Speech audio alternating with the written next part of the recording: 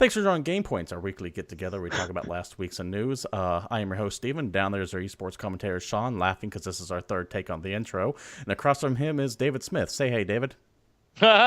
We're going to go ahead and get right into things with what is arguably the biggest news last week, and that is Assassin's Creed Syndicate was officially announced.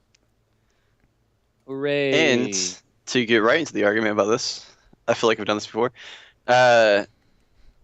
I'm a big fan of the Assassin's Creed games. Well, the good ones anyways. Problem being is, if you don't know, they're kind of like Call of Duty, where there's two teams that develop the games. So every other year, the good team does it, and on the off years, the bad team does it. The bad team might being even the be one. more than two teams to be. I mean, there's more than two teams True. working on it, but there might be more than two offhands. They might be on a three group schedule now. Possibly, because Revelations wasn't that great either. And that being said, 3 and Unity were not that great, but 4 was really good. 4 was actually a really good game. So I'm actually hoping that this game is going to be done really well, because I actually like the time period it's in, and I like the artistic style they're going with. And I'm happy they took out the multiplayer and the actual single-player campaign. I felt like it was really convoluted. Absolutely. That was announced during the official reveal that there will be no multiplayer in the main campaign. Now, whether that means that there's going to be no multiplayer in the entire thing or not, that I don't know. There could still have a multiplayer mode where you were playing the assassins hunting each other, which was very cool, by the way. Completely. Yeah. I agree. Because of the popularity of the multiplayer in the previous games, it's kind of become bigger in the franchise than the original story-driven adventure game they were playing before. But, yeah, all the multiplayer stuff in the main campaign sounds like it's not going to exist anymore. So, that's good. Yeah, I agree. Assassin's Creed Syndicate taking place in Industrial Revolution London back in 1886, ye old merry England. You're playing as Jacob Fry and his sister Evie Fry as they take over the criminal underworld of London. Essentially, you're going to be going around starting from nothing and bopping off local gang lords, taking over their territory and going on farther and farther.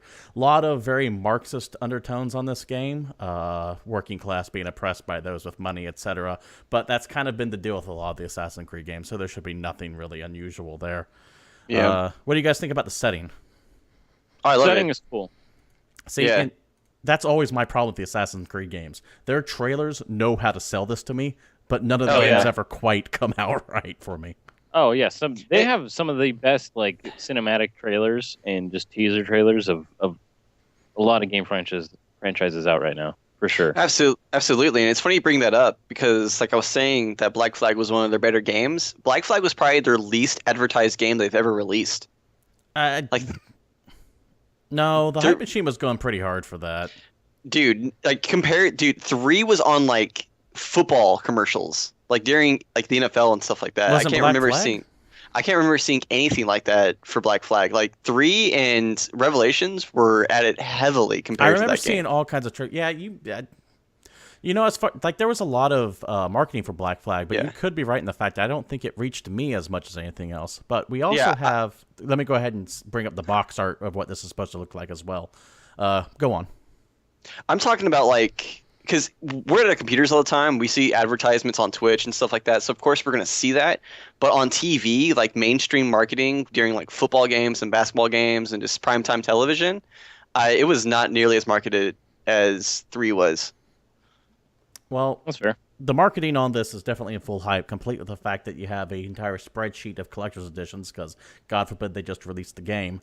As you can see, 5 editions at launch: the Standard Edition, the Rooks Edition, the Gold Edition, the Charting Cross Edition, and the Big Bend Edition, which is apparently Uplay exclusive because, God forbid, we not use Uplay. Oh, God. One thing I'd just like to point out, if it's 2 teams, 3 teams, whatever, it could potentially be made by the better team, and it could be a better game.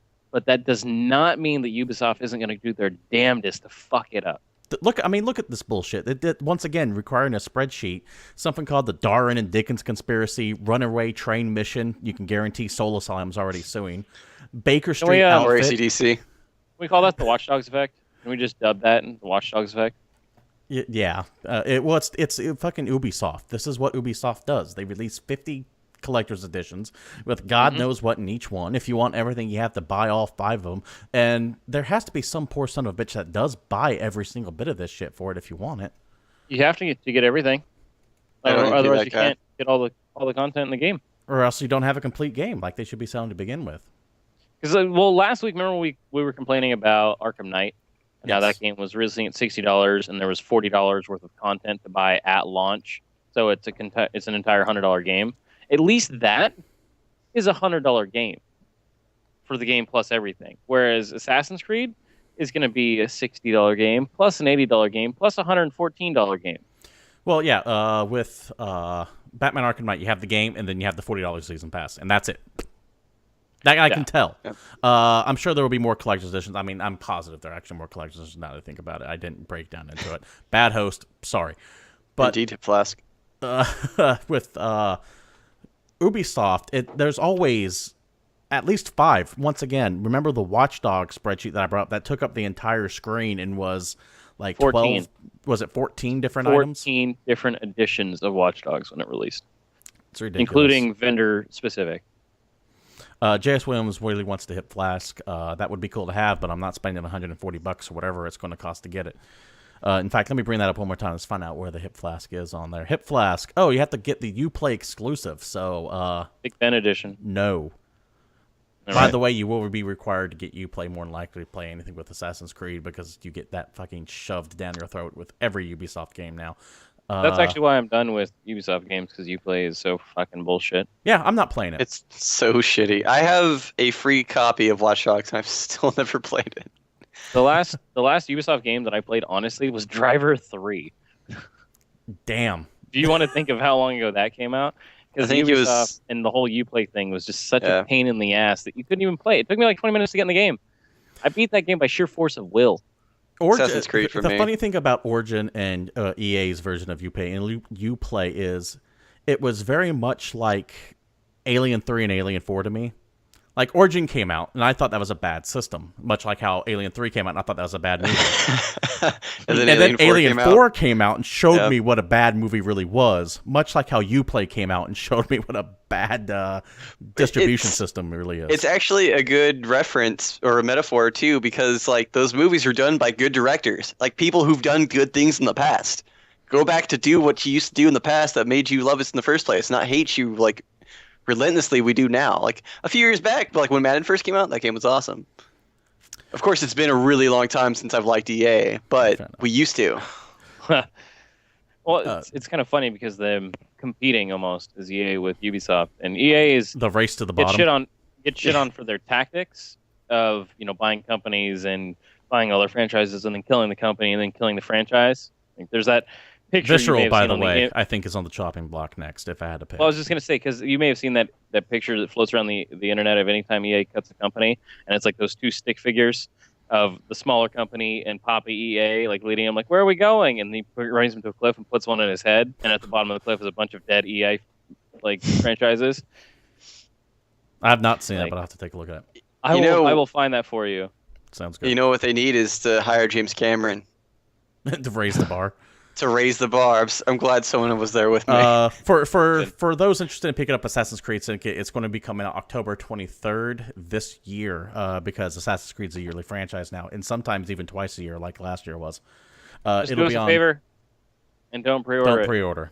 It'll be on PlayStation 4, Xbox One, and PCs. All this, of course, is coming from the Ubisoft earnings call that happened earlier last week. And other news came from that, including some news on Rainbow Six Siege, which actually I do think looks kind of cool. That's fair. I'll allow it. Rainbow Six games do some cool stuff, and there's been some really decent Rainbow Six games. The last one I could think of was Vegas 2. Is that the last time Rainbow Six was visited? Probably. Yeah. I think so. Yeah, I'm willing to go with Vegas 2. Now, if you recall, this has been rebranded. Originally, the new Rainbow Six game was supposed to be called Rainbow Six Patriots. And it dealt with like an Occupy Wall Street movement gone nuts, just murdering off CEOs left and right. They have since abandoned that and went with this seemingly multiplayer-focused game here. The CEO of... I'm stumbling over my words here, forgive me. But the CEO of Ubisoft, Yves Guillemot, more or less came out and said that this game is going to live a long time as we update God damn it, I can't talk tonight. To quote Yves Guillemot from this conference call, This game will continue to live for a long time as we update with content for a long time, end quote. And the reason why I couldn't say that is because it's a poorly said quote. But long story short, expect this to be also a DLC bonanza. Far more than you'll see with any Call of Duty, to where you'll probably get map packs every month, or gun skins every month, or character skins every month, like Ubisoft seems to be all into. Keep in mind that with them announcing Rainbow Six Siege, they also announced like the special Siege edition or whatever that already has a bunch of shit coming with it, but no season pass. So you're putting all this money into it to buy all this extra shit that won't be including the season pass, and also does not include the season pass. Yeah. Now, if you get the gold edition, that has the standard edition plus the season pass. But if you get the Uplay Shop Tactical Elite edition, you get the Art of Seeds edition with a season pass. Yeah. Now, boom.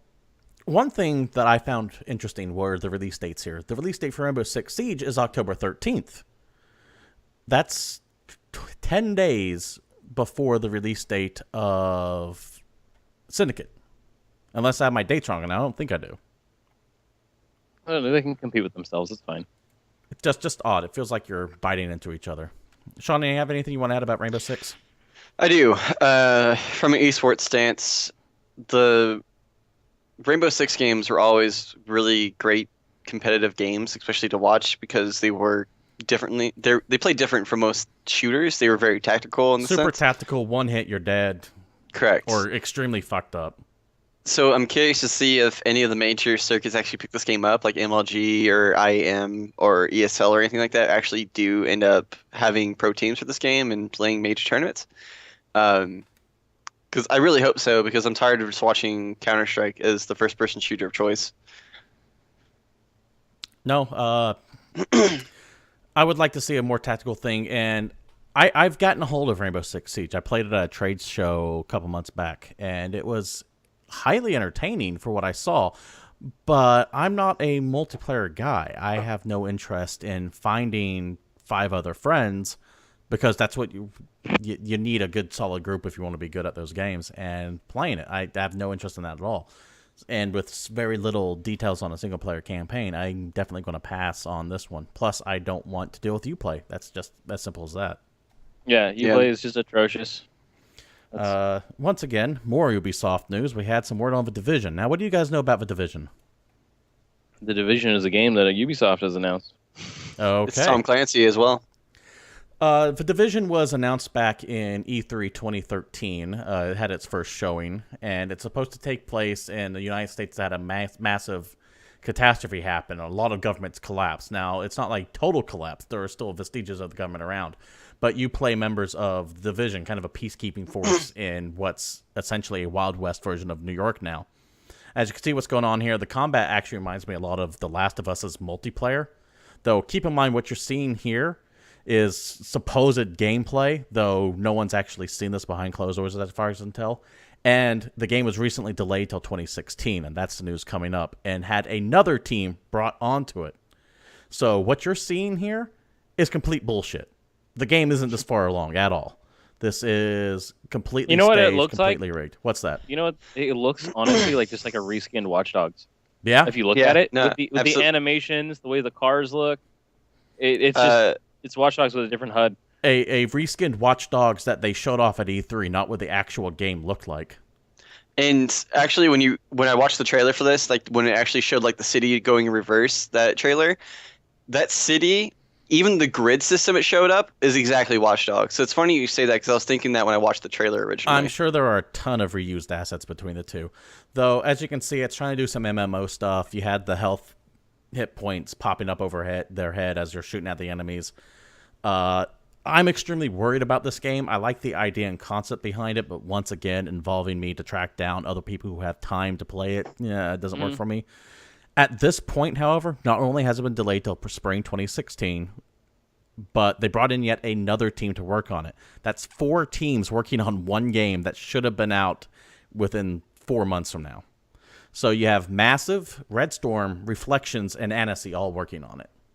Yeah. Excellent. You know what happens with a lot of companies work on a single game, right? It Oh, always yeah, turns out really good. Exactly. Best game I've ever played.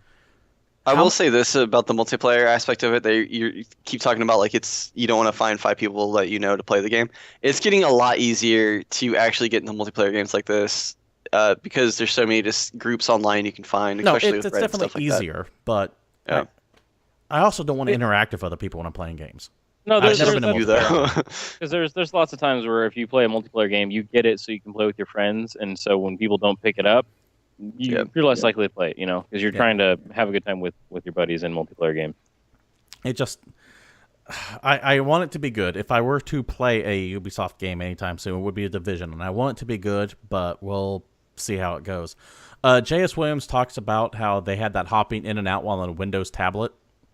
That was kind of a cool idea because you can use the Windows tablet to bring up like a UAV from Call of Duty and point out where people are. However, I haven't heard anything about that since the initial announcement, so my gut tells me they have dropped that from the game.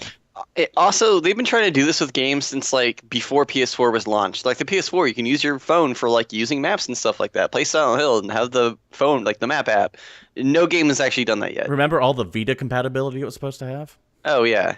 So I mean, until it actually happens, when people say it, I'm not going to buy it until like it actually happens. Mm-hmm. I'm not holding my breath for tablet and phone apps for games until I actually see it. That goes back to our whole don't pre-order argument nonsense, because with the way games are now, most everything is digital release. It's not like they're going to run out of copies. If you want to buy it day one, you can still buy it day one, but you're not going to lose out on anything. No, yeah, they're still going to sell you absolutely. the expensive edition if you want to buy the expensive edition. Give it a week, see how the servers handle, and go from there if you like it. And that's a big thing is server issues, because there's a lot of games that'll launch that have a lot of multiplayer content, and then it's fucking unplayable. Once again, I have to bring up Halo Master Chief Collection, a Microsoft first-party game based on games they previously released, is still fucking broke on its server side. And we talked about that last week, that we found a way to play that game online through GameSpot, landing it on an Xbox that didn't have Xbox Live yet. Can we talk about the single-player mishap that had bad servers, known as SimCity? Yeah, I don't trust it. Anything that tells me it relies heavily on online components these days, I just don't trust anymore. Yeah, it's rough. You guys have burned that bridge. One thing, however, that was burned for me for a while, and I'm actually getting kind of excited again, though, is Rock Band. I'm loving what I'm hearing about this new Rock Band. I'm down. Now, IGN has this series has a series called IGN First, and every month they highlight a game and get a bunch of exclusive news. And they were able to speak with lead designer Chris Foster from Harmonix to talk about how you're going to have these limited time voting bits during gigs. So rather than having a set playlist that you know is coming up, you're going to play 2 songs, and then it's going to go, hey, what do you want to play next? And everyone kind of live votes on it. Which sounds awesome. Yeah, I'm down for that, because you could really fuck someone over. So let's say the drummer just got done playing something really hard, and all of a sudden a Rush song comes and like, yeah, you're playing a Rush song now. YYZ, get to it. No thanks. I vote I play Creep by Nirvana, because I have to hit the symbol twice, 2 minutes apart. And then you're done. Now, did every grunge band have a song called Creep? Radiohead and Stone Temple Pilots. Stone Temple I can't Pilots? think of anyone else. Did you just say Nirvana? No. David you know what? I was actually thinking of the song Polly. My bad. Oh, okay. I was about to say I don't think Nirvana had one, but you just said it. So apparently 3 bands do. Now I don't know. It's all gonna be the same kind of mumbling sound. So the biggest thing I'm actually excited for is that during the set lists, the lead singer gets to interact with the audience. Chris Foster, once again the lead designer I mentioned earlier, said, "quote If you're the vocalist, you'll be able to perform a sort of stage patter." Essentially, you're going to be able to get up there and do the David Lee Roth thing from the quote down there. It's like, how y'all doing tonight?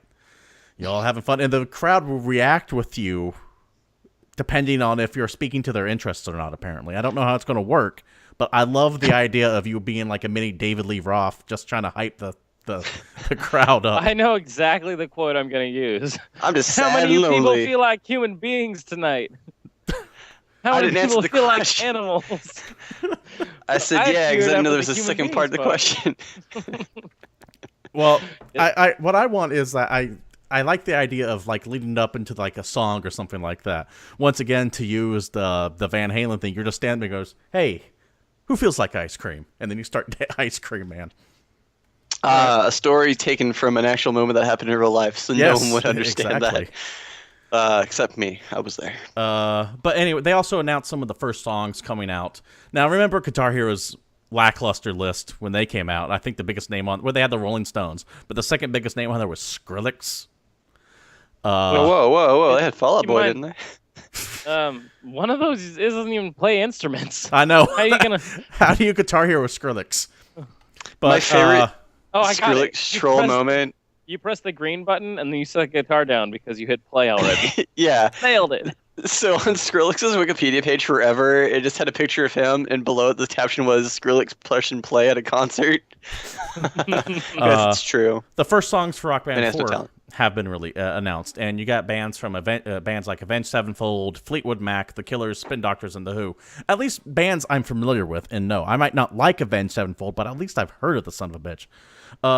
In response, Guitar Hero did update their list, and they also have Pantera, Judas Priest, Rage Against the Machine, Red Hot Chili Peppers. I almost wished Pantera would be in Rock Band, so I could scream at the crowd, do what your mother tells you. Is Pantera's little boy gonna cry? Take out the trash, Pantera. Yeah.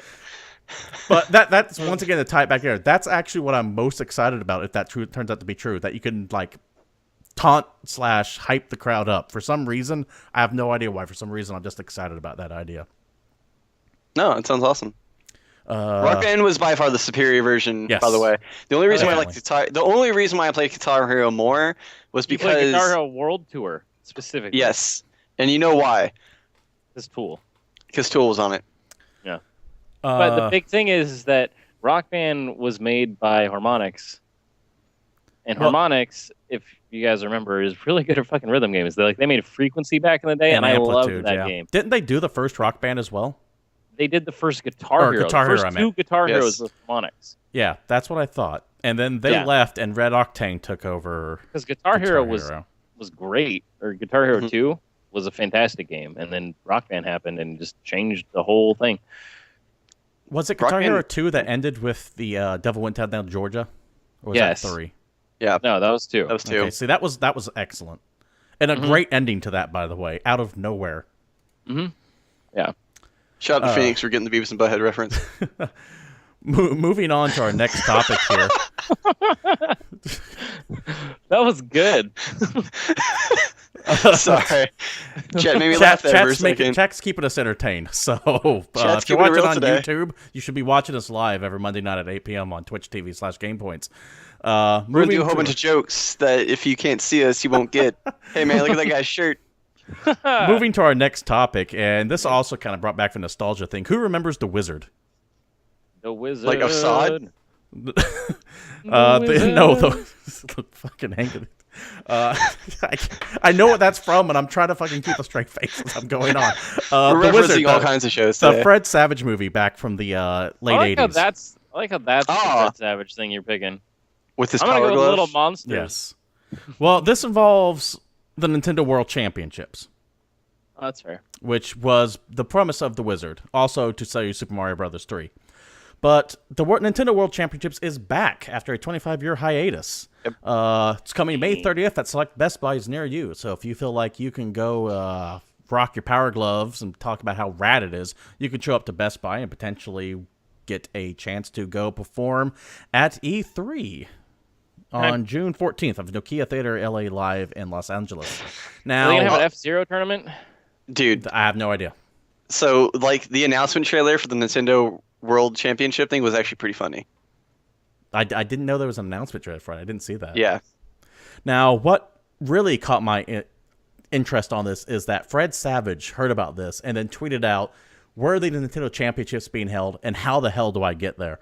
Of course, anyone who's seen The Wizard knows Fred Savage was the star of that, and I absolutely want to see him be the MC of this.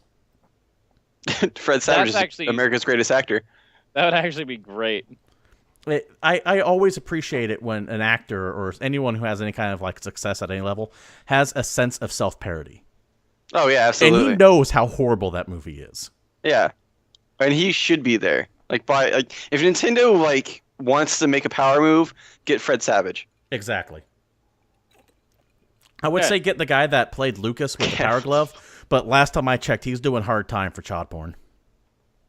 Oh. That's a true like Patrick Swayze and Donnie Darko? Yeah, but this actually happened. Donnie Darko didn't happen? So yeah, that's a way to bring things down. So we're going to go ahead and change topics yet again because we're going pretty fast here. Telltale Games, wrong direction for the ticker. Telltale Games essentially tweeted out that Game of Thrones Sons of Winter, it's episode 4 or 6 of the Game of Thrones series, is coming out. When Telltale announces something's coming, you can damn well bet it's going to be within a week. So expect this Tuesday. Not tomorrow, but next Tuesday. Dude, you were talking about illegal stuff and you couldn't figure out a way to make a segue into Game of Thrones? Nope. That's true. Okay, so can we talk about Game of Thrones, the series, real quick? No spoilers. Yes. Dude, that show on television? All right. Depending. Tell me what you want to talk about first, because I may or may not want to get into it. I'm just going to say something really quick. Oh, never mind. We won't get into it. Okay, is this about specifically last week's episode? Yes. I don't want to get into it because everyone is wrong. No, they are. I know. Absolutely. On both sides. Okay. Yeah. I'm going to go and just continue with season 2. Yeah, that's why I said no spoilers. Season 2. All right. So, yeah, Game of Thrones, Sons of Winter is coming, probably, like I said, next week. The Telltale game series is fantastic. I haven't seen anything they've done that I haven't truly appreciated. My review on that will more than likely be up, hopefully, the day it comes out, depending if I get the code on it Saturday or not. They hold that shit to the last minute because they don't want spoilers coming out. And you'll be able to find that at GameCritics.com when that finally goes live, by the way. Moving on to another quick topic real fast, because this is where we just kind of dump all the fast stuff. We have Divinity, Original Sin game updated, and goddamn, they're cool for what they plan on doing. David, go ahead and break down what we got going on. Okay, so the Divinity guys, if you don't know what Divinity Original Sin is, it's a pretty sweet RPG that came out, I want to say a year ago or so, and it's co-op, very exciting, but it's an older style tactical RPG, and it feels like playing a game in D&D, which is great to me. It's pretty tough. You can get killed fairly easily. You can piss off a town. The story changes. Your character's personality changes as you go through it. And they've decided to release an enhanced edition that has controller support, local split-screen co-op, fully voiced voice acting for the whole game, whereas right now it's mostly text. A totally reworked story with new ending, all kinds of stuff. And the single greatest part of this entire story is that if you own Original Sin, it's free. Which is just fucking fantastic. I'm surprised they're doing that, because it's a brand new game, essentially, because the plot's completely reworked. Yeah. So fuck the rest of this entire evening's worth of discussions. Enhanced Edition Divinity is the greatest thing that's happened this week. Can I buy this game right now and get that thing for free when it comes out? I think so. I'm fairly positive you can buy it right now and still get it for free. And the best part is you will have both versions. So it's actually going to be a completely separate release. So in like your Steam library, you'll see Divinity and then Divinity Enhanced Edition. So none of your saves are going to transfer, but it makes sense because they've redone the plot. New game. The ending is completely different too. Yeah, so it's very possible that your save doesn't actually work with the new campaign. So we'll have to start it over, but they also have the game running in DirectX 11 natively, so it's going to look a little better. It's probably going to look about the same, but I'd picture lighting it. Wow, that's unfortunate. What'd you do? Okay, I'm gonna. I had like a real bad echo coming from someone, so it was David. Really, you're okay. More than likely, if they're bumping up to DirectX 11, you're going to see a lot of lighting effects and better particle effects, because that tends to be what the difference between the two is. But yeah, I'm stoked for this. It's very exciting. Everything's going to be voice acted. That's really one of my only gripes with the game, is how big it is and how much you get a lot of people to talk and a lot of people that don't talk. It's a lot of text. It's jarring sometimes. And I know there's been other games that have fully voice. I'm thinking of like Sacred 2, for example. I think was primarily voice acted. Star Wars.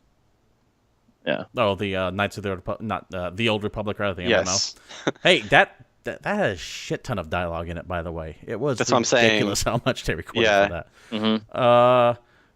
Anything else you want to add there, David, before we go ahead and move on to the next topic? Okay, so I'm not saying to pre-order Original Sin Enhanced Edition, but I am saying to go buy Divinity Original Sin. And get the Enhanced Edition for free. I don't think that counts. With any luck, you'll be on a Steam sale soon, and you can get the El Cheapo version for dirt cheap, and they upgrade you to the next one. Yeah. So as it is, it's not. I don't even think it's a full $60 game. I think it's only 40. I want to don't remember say. off the top of my head. I did not look. I have not done my due diligence. I'm fairly positive it's a $40 game and not a $60 game. So I would hope so. Right. Moving on to the next topic, that definitely sounds good. I want to get into it, though. Something that I've really enjoyed is Civilization Beyond Earth. Now, Beyond Earth is kind of like the Alpha Centauri. Remember Alpha Centauri, the old 4X game? It's essentially their take on it. Now, they announced an expansion called Rising Tide, and it's going to be dealing with the oceanic side of things. Bigger creatures, you can build cities on the ocean itself. Let me go ahead and bring up the page for that here. Here we go. Colonize the ocean, new leader traits, enhanced diplomatic options, new sponsors, etc. Some new screenshots for it came out. You can see giant sea monsters attacking this floating city that's straight up out of Waterworld. No word if the smokers are a playable faction yet, unfortunately. So, can you use spam and dry land as currency? I wish you could. My gut tells me you're not going to be able to, but that'd be awesome if you could. That's a good-looking atoll. It would be a shame if someone sacked it. It's true. So yeah, expansion for Civilization Beyond Earth comes out. Now, Beyond Earth got a lot of flack for not being as expansive as Civ 5 is, and they're right. It is definitely toned back compared to what Civ 5 has. However, Civ 5, at the end of its life, had 2 or 3 expansions out already to massively add on to what was already there. to be fair, that is like a staple Civilization thing. Yes. Because like Civ 5 at launch wasn't even phenomenal. close to Civ The 4. whole point with Civilization is those games get big, and once there's 3 or 4 expansions, then you go play it and like live that game. Absolutely. I have more hours time on Civ 5 than I do on any other game I've ever played outside of World of Warcraft. And it's really easy to do. Real quick to bring up the previous talk with Divinity Sin, chat is confirming Phoenix 100K says it is currently $40 for Divinity Original Sin on Steam right now. So thank you, Phoenix 100K, for looking that up. Also, it's the sell weekend for Civilization Beyond Earth. Ooh, well, if I picked it. I like it. It's a good base game so far. I really want to see what it looks like after a couple more expansions, because I think it could potentially overtake Civ 5 for me as far as that goes. Yeah. Well, that isn't there the whole tie-in with the other Starships. Yeah. Yeah, the Starships game that we talked about. That a while came ago. out. I heard that sucked. They're still doing some stuff with it, so we'll see what happens in Okay. expansion or 2. In the meantime, go ahead. I was gonna make a totally like shameless plug that's not even for me, but if you're into 4X games and you're straying away from sci-fi and like fantasy more, Endless Legend is really good. That is good. I really like it a lot. It's from the same folks that did all the Endless games. So Endless Space, Dungeon of the Endless. It's all kind of the same quasi-universe. And Endless Dungeon is fantastic. Does that team have members from Relic in it? Not that I know of. Okay, because Endless Space does look somewhat like Homeworld. I want to say that's Amplitude Studios that does the Endless stuff. I could be wrong on that. If you're looking for another 4X, though, that's not Civilization Beyond Earth. Take a look at Galactic Civilizations 3. That is truly massive on scale. You can input in, I believe, I never tested myself, but I believe they said you can input in over 100 AI opponents on one map. That's a little absurd. AI opponents. That's a lot of playing.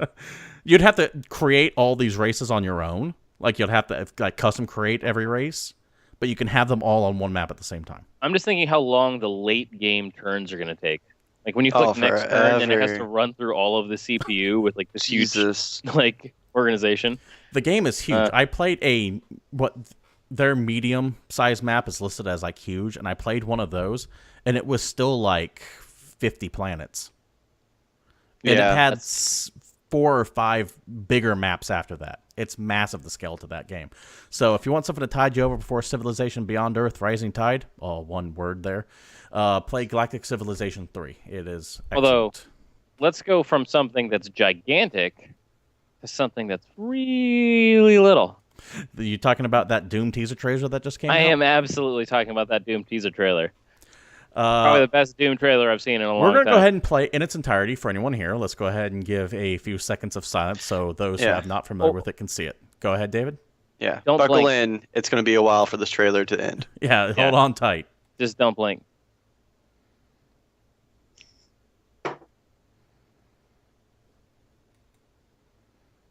There you go.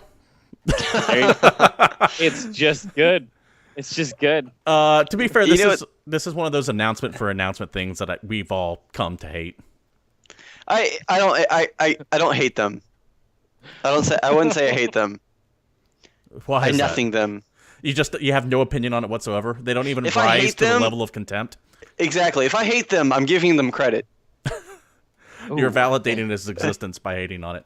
I nothing them. More Doom will be revealed at E3's Bethesda's E3 conference, so expect more information then. I would like to say I assume that game will be at least as good as the movie was. You know the best part of the movie was? First person mode?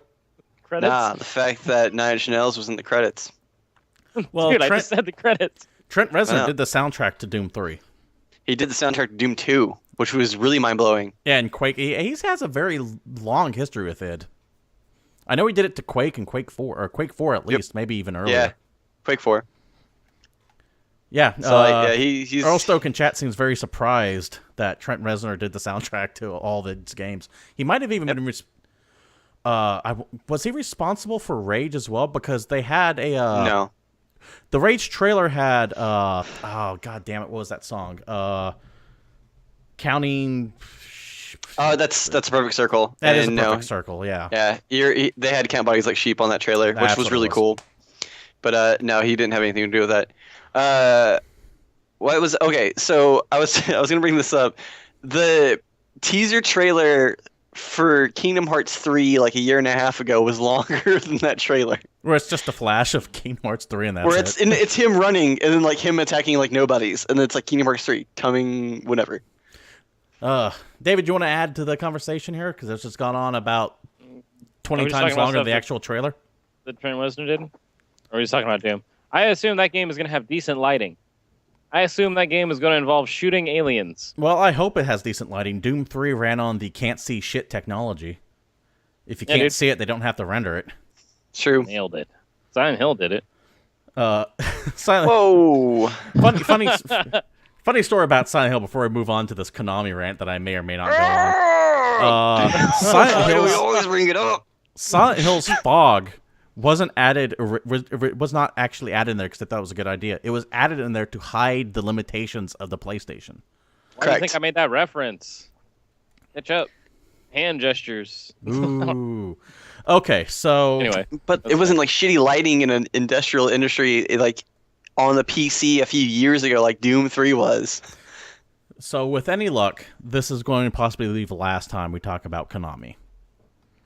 Konami recently came out and did an interview, and you can find the translated highlights on NeoGAF if you want to brave NeoGAF. And essentially came out, and their new CEO, Hayakawa, I don't have his first name, unfortunately, because I'm a bad host and didn't do my due diligence. Kawasaki. But essentially came out and said, we're going to pursue mobile games aggressively. Our main platform will be mobiles, following the pay-as-you-play model. In other words, think Dungeon Keeper Mobile. We hope that our overseas games, such as Metal Gear Solid 5 and Winning Eleven, continue to do well, but we are always thinking about how to push our franchises onto mobile there, too. So they're going completely Zynga. Also, just a fun fact for you keeping track at home.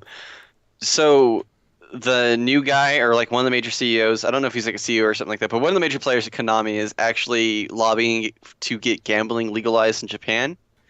And they really want to put Konami video game slot machines in casinos.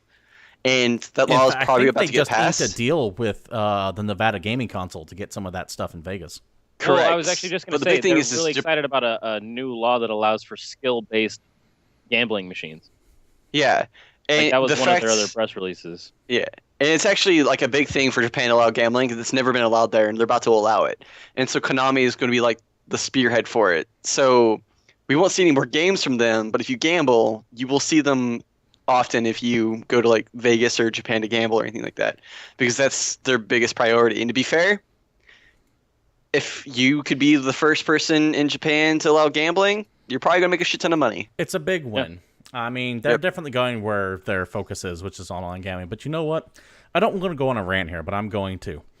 Fucking Konami has turned into the Captain Ahab of the video gaming world, where they have to go out and hunt their white whale. Those 1 in 1,000 players that will spend hundreds of dollars on their shitty little mobile app that no one fucking cares about, except that 0.11% of the people, and they'll make a shit ton of money off of them. And I absolutely hate that, because you know what? You have such a storied history behind there, and they're just neglecting it all. Back to a previous conversation we had last week about how they burnt PT to the ground in this massive scorched earth campaign.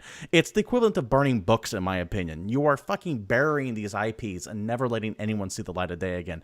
These games that have this massive storied history to them, and you're going to drain them dry with horrible decisions. I don't want to go to fucking Vegas and find Metal Gear the slot machine. And I know that's going to happen, and you get fucking 4 revolver ocelots in a roll, and it spits out a few coins. It's stupid. Now, that's the whole problem. Is it's almost like a return to the arcades, but it's instead seedy and gross because it's a fucking gambling hall filled with things you throw money in mindlessly. Here's the thing, and be completely honest with yourselves. If you guys go to Vegas and you see a Metal Gear slot machine, you're putting a fucking quarter in that machine. If it's a slot machine, no, because I just don't like slot machines in general. It's a slot machine. I don't fucking trust slot machines. Bullshit. Just for like atmospheric sake, you Metal Gear I'll Solid. go get change. I will be back, and I will put. I don't play slot machines either. I'm putting a quarter of the machine because it's fucking Metal Gear Solid. Yeah, I'm just gonna see what happens. Here's my biggest problem with it. David Hayter might show up. They have absolutely every right to do this. They have every right to change their business to where their growth is going. It's just the way they've been handling it is just disgusting. They just said, fuck the entire video game division. Let's just back off of everything we've ever done and go in this other direction because that's the way to get money and not even bother finishing any of the things they started right now. Yeah, and the thing that offends me most is Steven brought up in this rant about his the burning books and stuff. I mentioned that last week too. Like, they're literally burning books at this point. Like, you're that company now. You're setting a really dangerous precedent. You know what pisses me off the most about all these Konami decisions? What grinds your gears? That Konami owns the goddamn Fox engine. Yeah, and that will never see the light of day on anything again because they're done with AAA development. Which looks amazing, will never be used for any reason. It's just going to be buried. Here's the thing. The Fox engine, yes, but if Kojima goes to a different gaming company or does his own thing, he'll recreate something just like it because he created that. That's his baby. He can do it again. And he will go to a AAA developer. He won't do the Kickstarter thing. Right now, I can guarantee you that EA and Activision, Ubisoft are backing up the money truck to him. So like I mentioned this last week, but the hot rumor is he's been really talking to Microsoft about shit. And go up with them. That means we're all buying 3 Xbox Ones. Which is a really weird thing, but I'll totally do it. I'll upgrade to Windows 10 for Kojima. You know, Windows 10's free, so boom. You know what Konami is? Konami is a miserable pile of jackasses who have casually dismissed their fucking core audience. And here's where the problem is. Their core audience is made up of a bunch of fanboys. And fanboys, while they might be ranting, raving, and naked right now, pitching about this, they will dig into every single orifice of Konami to find out whatever dirt they came on. You'll see tons of memes ridiculing them for years on end. Because much like the North, the internet never forgets. And much like Dracula, the fanboys have no life. And they will come back and raise, and while they might be naked now, Konami will be naked forever after this. And much like the Konami code, where they fucking disregarded wrongfully the 30 lives that would have given would not be enough to withstand the onslaught of the raging masses who are just going to be forever against Konami. So no matter what they do from this point on, they will always have that albatross around their necks of how poorly they treated the largest fans who have been with them since the 80s. I had a speech too. I just need a moment to collect my... Fuck Konami! Konami, you've been found wanting. That's my speech I wrote. I'm just happy at least one person got the Naked for All Eternity reference. You're welcome. Let's go ahead and wrap things. I will take my payment in your flesh, Konami. We're going to go ahead, and that does it for the news of last week. We're going to go ahead and move to some new releases here. It is a big week for those who have... computers. Yeah, sorry, I'm reading the chat at the same time, and apparently I made a lot of references, and people got it, so I'm happy with that. This week, a big release week, unlike last week. The biggest title, in my opinion, is The Witcher 3 Wild Hunt on PCs, PS4, and Xbox One. I've sunk about 12 hours into the goddamn thing already because I was able to get a early release code. It is fantastic. If you don't even have to have played the first two to truly enjoy this one, I highly recommend picking it up. You also have Destiny House of Wolves expansion coming out. I've had a Destiny Renaissance as of late. I've been playing it more and more over the past couple weeks. Looking forward to getting a hold of that later tonight, I should say. That will be on PS4, Xbox One, PS3, and 360. You got NASCAR 2015 out on PS3, 360s, and PCs. You also and the best game on the list. That Farming Simulator 15. Now, okay, it sounds stupid, but this actually sells a lot. Kind of like that Euro Truck Simulator. Hold on. So, Farming Simulator, I own Farming Simulator 2013 Extreme XL Edition. Or whatever the fuck it's called. And to me, it's kind of got the same... You play it for the same reason you play like Goat Simulator and those other stupid games. Exactly. There's an audience for it. And if you're really drunk, it's hilarious. Because I played this with one of my buddies. Like most things in life. We played it for a while, realized that we didn't know how to farm, so we just hired some dude named Jorge and then raised tractors for an hour. Like, totally worth the $4 or whatever I spent on it. Yeah, I got nothing for that. But yeah, that also comes out this week, so knock yourself out. Game that came out last week-ish that we didn't really talk about too much last week, actually, that I really like is Invisible Ink, and I wanted to bring that game up. Yes. Made by Clay Entertainment, the guys that made Mark of the Ninja and Don't Starve. Absolutely, and I should have brought it up. I don't know why I didn't. I think I might have screwed the release dates up, but it's fantastic. It is a turn-based tactical espionage game. It's good. I highly recommend it. On the note of playing games that like just came out recently, Uncanny Valley is way beyond expectations for me. If you get $10, go out and buy Uncanny Valley. It's a like 16-bit survival horror game where you improve every time. It's almost like a roguelike. It's completely worth it, and I do stream it quite often if you guys want to see it. I don't know if I'd go as far as say roguelike because it's not procedurally generated or anything like that. Yeah, what it reminds me of are the old adventure games from the early 90s, like Escape from Monkey Island, but horror-based and 8-bit based. Yeah. But mixed with a choose-your-own-adventure book. Yes. Yeah. Absolutely. In that every other choice you make ends in a page where you die. So that does it for new releases. We're going to go ahead and move on to a mini feature. We're going to be doing one of these every week leading up to E3, and it's a feature that I like to call Rumors, Lies, and Accusations, because that's all it is. We're going to be taking predictions at the upcoming conferences for E3. Every week we'll have a different focus, and this week is going to be the conferences for EA, Ubisoft, and Bethesda. So we all made a couple predictions, anywhere from 3 to 5, and that's going to be the running theme for the next weeks leading up to the show itself. So why don't you go ahead and start us off there, Sean, with what do you think is going to be announced at those three conferences, EA, Ubisoft, and Bethesda for E3? Oh, you want to do all three at once, or you want to just start with EA? No, we'll play round robin. We'll start with Sean, and then we'll go to you, and then we'll end with me, and then we'll go rotate and pick any order you want. Yeah. I have a top 5 for the entire thing, not like 3 for each. So my number 5 is, I didn't know if we were going to do like 3 for each or 5 for all, so I just did 5 for all. Okay, and they don't need to be in any order, just throw them out as they come along. They're kind of in order. So for me anyways. So my 5th one is Fallout 4 is going to get announced in Boston by Bethesda. That one's kind of an easy one. That's why it's the 5th on my list, because I think everyone's expecting that. Real quick, Sean, let me interrupt you to give a shout out to RPG Gaming Maniac. Hey there, how you doing? Thanks for joining the chat. Yeah, man. Thanks for showing up. My number 4 on my list would be Bethesda. Let me pause you real quick. We're going to jump to David. We're going to do one each and go on. Unless this ties in. Nope. David. Oh, is that how we're doing this? This is going to be awkward. So my bottom prediction is that EA is going to announce some new sports games. Actually, no, I'm fucking with you. No, but I do believe they're going to announce a new game in a dead franchise, and I'm really hoping it's Mirror's Edge 2. Well, Mirror's Edge 2 has already been announced, dude. That's true. It's already been announced. I want like the official announcement in like 3 weeks, and you want like a trailer. You want more information on Mirror's Edge. You want like a release date. You want a teaser trailer. I want a full trailer. I want this game to be coming out in like October. All right. I'm going to go on Sean's Fallout 4 announcement because that's for the most part a done deal. We know that's coming. But I'm actually going to give it a release date. It will be released. Fallout 4 will be released November 10th of this year. I feel like you're cheating somehow. Day. You think I got some inside information? Is that what that is, David? Yeah, pretty much. I may or may not because living these days. Sean, what's your next one? My number 4 is Bethesda will announce a new IP that we don't even know of yet.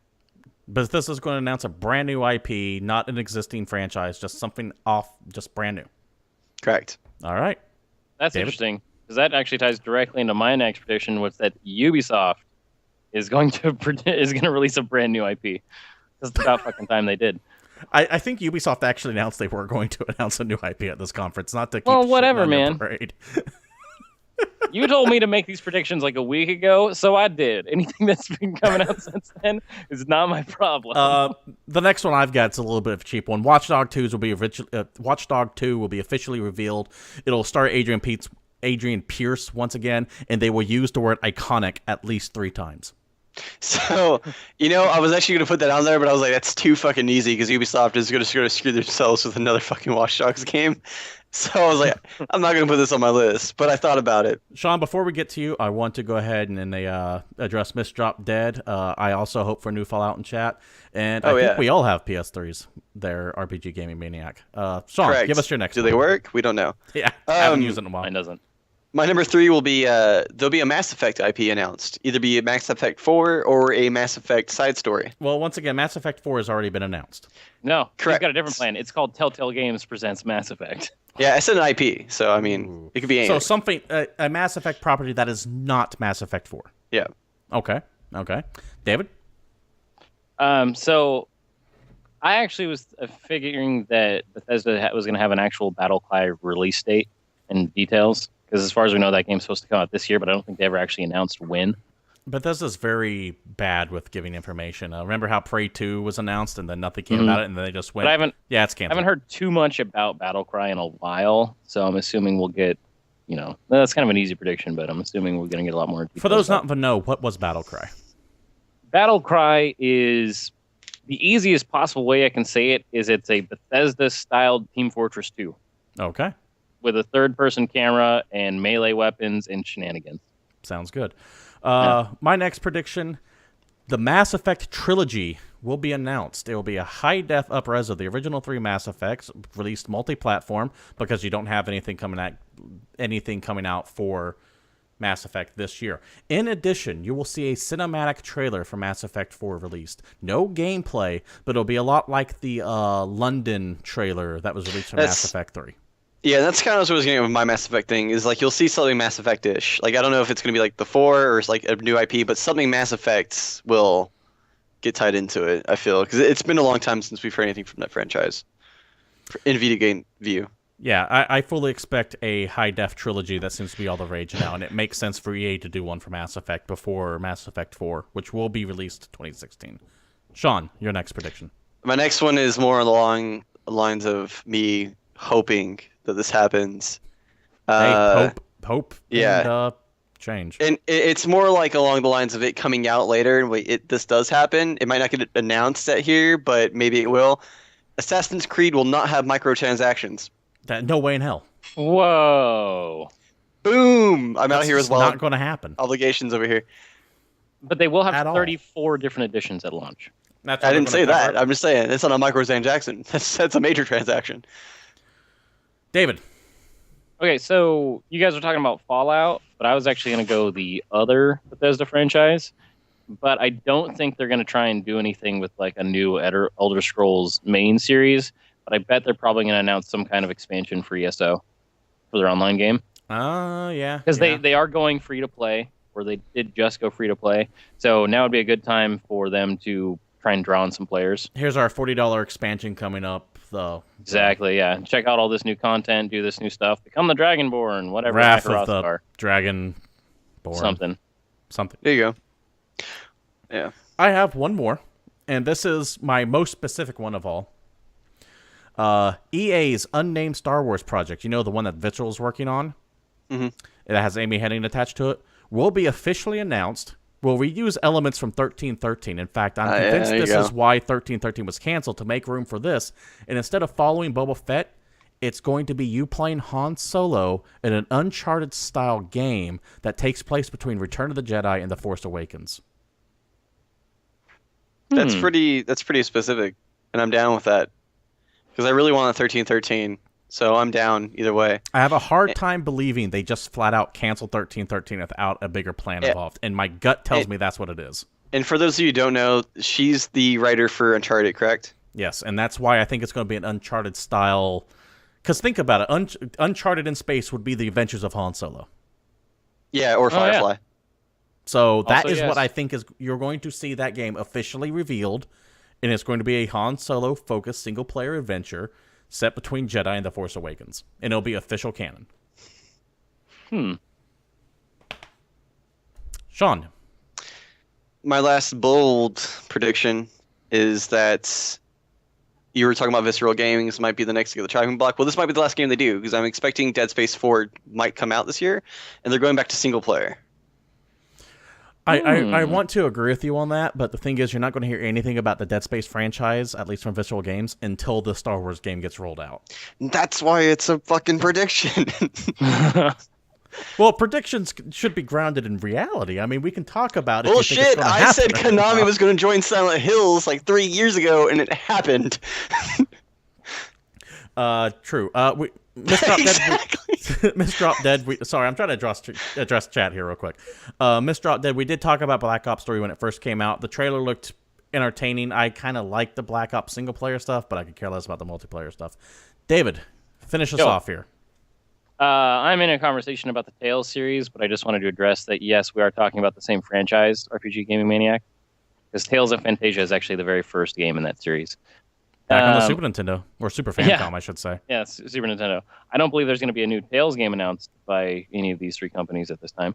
No, that's a Namco property. So, my only thing is, I was semi-joking about the Mirror's Edge 2, but I do believe that EA might try and bust out some random new franchise as well. That's like kind of the only big predictions you can make, is they make a brand new IP or something. I mean, you had Dead Space however long ago, and we're getting to that point where we're almost at the saturation with the sequels, which we hit every so often, and we get in this sequel mode, and everything is on version 7, version 8, version 10. Yeah. So you think we're ripe for something new that's not got a 2 or a 3 or a subtitle attached to it? Something that is just a game name without a number behind it. Sean, do you have any more predictions you want to round off? I've gone through mine. I had 4. Not for EA, no. Or E3, no. Not for this specific set. David, anything else you want to wrap up with? I'm good. All right. That does it for Rumors, Lies, and Accusations, are going to be semi-weekly topic where we try to play Guess What's going to be at E3. Esports news. Sean, nothing happened, right? Not much happened. There were some roster swaps. That's about it, though. Like, no tournaments this week because MSI just happened. And all the circuits are off. And the mid-regionals kind of sucked out all the energy right now. Correct. And the new seasons don't start. The summer splits don't start until the 28th of May. So a week and a half from now. Okay. But that being said, a lot of people got cut from teams, left teams, retired, roster swaps. A big one, I just want to hit on this point real quick. The mid laner for CLG retired, got cut, whatever you want to call it. Link. I was going to say it was something short. Yes. So he's been with them since 2012, winter 2012. So he's been with them for quite some time now. But again, we have another pro player who got cut or retired from a team that just, as soon as it happened, he wrote this huge 18-page fucking article about him bashing the team, basically. Yeah, let me pause you right there. Who fucking writes an 18-page manifesto about why I left a team? This show goes on for an hour, and my notes aren't even 18 pages. Like, it's ridiculous. And it's not even like the fact that he did it. It's the fact that like every pro does this. Not every pro, but majority of them do it in esports. And it drives me insane. You don't see people in football, like a running back at 22 years old who like he gets traded, and let's say he gets traded from the Niners to like the Cowboys. God forbid that ever happened. But you don't see him instantly going, "Oh, the fucking Niners are a horrible deal." They fucking have some class about it. And if it does happen, like in the rare times it does happen like that, They're where they bash that lambasted team, for it. they get hammered by everyone. Like, the entire industry comes at them. And, like, people are like, oh, they're so young. Esports players are so young. 21, 22, 20. Yeah, so are football players at that age, too. Like, by the end of your contract up in football you're about 24, 25. You're not much older than these kids are, and they handle it way better. Mainly because these kids have gone to college and stuff like that, so they have actual, like, backing and kind of, like, leadership in their life. Well, not only that, doesn't. But League of Legends also encourages shit-talking and flaming and stuff like that, too. So there's a bit of that in there. And also, I've gone on this rant a couple times. League players, from my experience, League players tend to be jackasses. It's every esport. It's not just League of Legends. And the whole, like, it inspires trash talking thing is stupid because every sport does that too. Like, if you ever play sports before, you trash talk, but you do it fun. Like, and that's the problem with League of Legends, actually, is in League, if you trash talk, you're like, oh, you're just a toxic player, bad player. I'm like, no, you're an athlete at that point. Like, those players that do the trash talking in game while they're on teams are actually the ones that when they get cut by teams, they're like, you know what, they treated me well. It's funny because the people who do the trash talking on teams to other teams are the ones that as soon as they get cut, backed up the team that cut them. They're actually like the ones that are most like athletic people, like athletes, rather than these kids that are getting paid millions to play a video game. All I know is that if you go off for 18 pages bitching about the team you just got cut from, guess fucking what? You probably shouldn't have been on that team to begin with, and no one wanted you there. Yeah, you're probably the reason why they sucked. Which, by the way, Link is one of the reasons why they sucked. And any word on where he's going, or is he just done? He's retired. No one's going to pick that kid up. Like, yeah, fuck that kid. Just from a PR stance. Like I said, if I'm like from a rival team, I'm looking at it, I'm like, this kid fucking did 18 pages of shit? No, thank you. Because we're getting to the point now to where skill's still the king. But there are people going, okay, we got sponsorship money coming in. We have to make people like fucking Nike take us seriously. I can't have you running your fucking mouth about how everything sucks and you're the best. If it's PR at this point. Because if they're becoming an actual sport, then they need to treat themselves like athletes. Exactly. And this is unprofessional to the nth degree.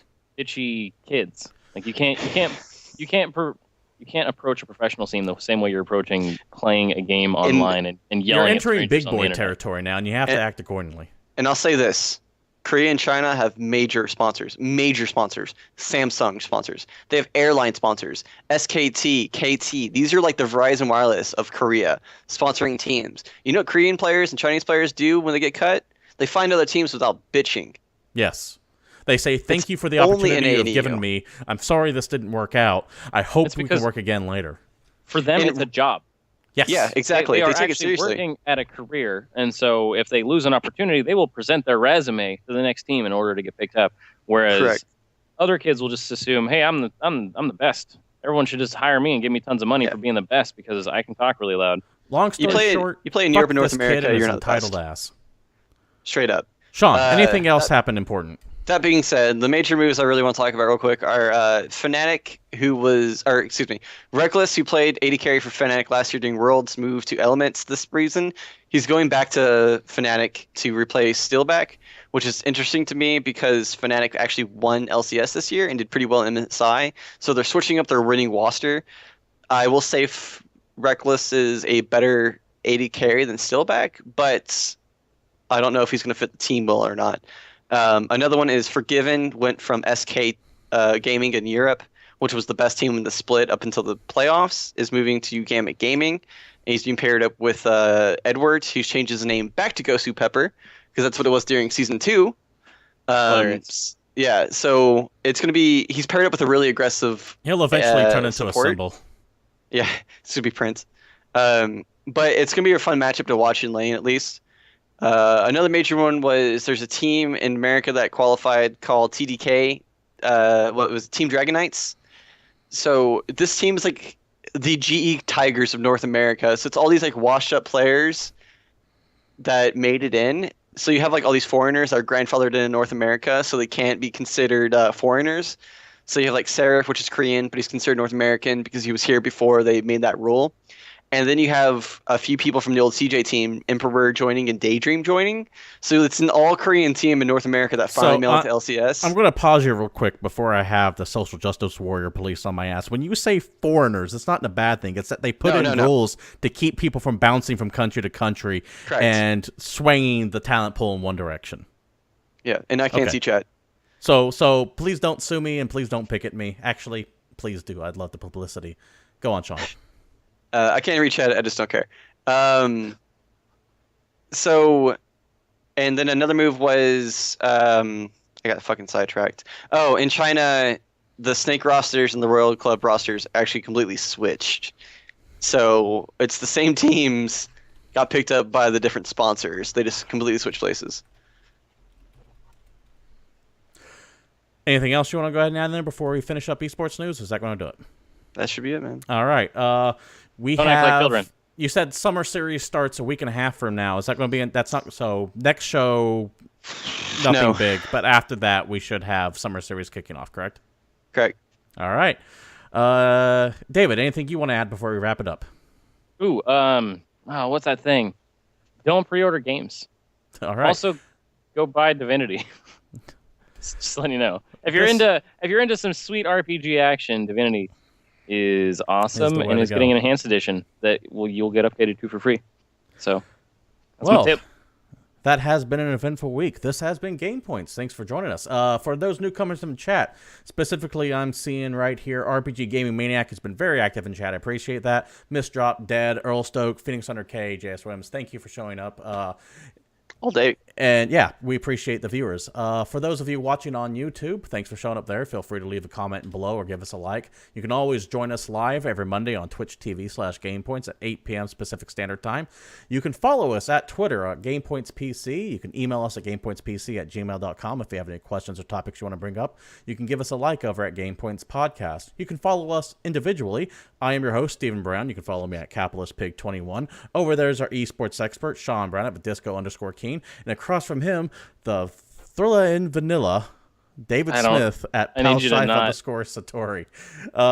Once again, thanks for showing up. This has been GamePoints, and we are out of here.